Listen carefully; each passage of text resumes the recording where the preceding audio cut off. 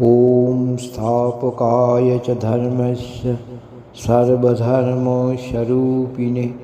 अवतार वरिष्ठाय রামকৃষ্ণায় তে নমঃ। ঠাকুর শ্রীরামকৃষ্ণ বলতেন যে স্নানযাত্রার পুণ্যতিথিতে তার প্রচুর ভাব সমাধি হতো এবং সেই দিব্যভাবের আবেশ বা ঘোর সাধারণত 2-3 দিন পর্যন্ত স্থায়ী হতো।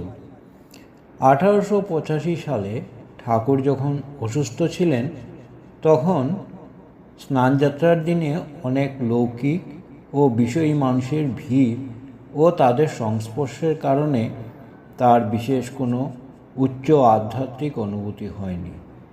এতে তিনি আক্ষেপ করে বলেছিলেন, আজ স্নানযাত্রার দিন, অন্য বৎসর এই দিনে কত ভাব সমাধি হইত, 2-3 দিন ভাবের ঘোর থাকিত, আজ কিছুই হইল না।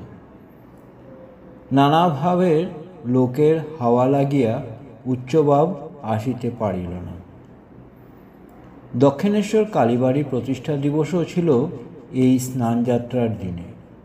রানী রাসমণি দেবীর স্বপ্নাদেশ অনুসারে স্নানযাত্রার দিনেই বিষ্ণু পরাহে শ্রী জগদম্বা ও শ্রী শ্রী রাধাগোবিন্দজির বিগ্রহ প্রতিষ্ঠা করেছিলেন। ঠাকুর জগন্নাথ দেবের ধাম ও পুরী যাত্রা সম্বন্ধে একটি বিশেষ উক্তি করতেন। তার বিশ্বাস ছিল যে গয়া বা জগন্নাথ ধামে গমন করলে তিনি এককালে গভীর সমাধিতে মগ্ন হবেন এবং সেখান থেকে তার মন আর সাধারণ জগতে বা শরীরে ফিরে আসবে না, ফলে তার দেহত্যাগ ঘটবে। এই কারণেই তিনি মথুরবাবুর সাথে তীর্থভ্রমণে গেলেও গয়া বা পুরী যেতে সম্মত হননি।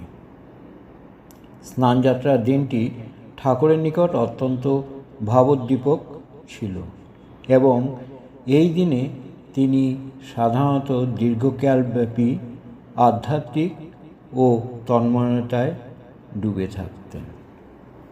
শ্রীরামকৃষ্ণার্পণমস্তু।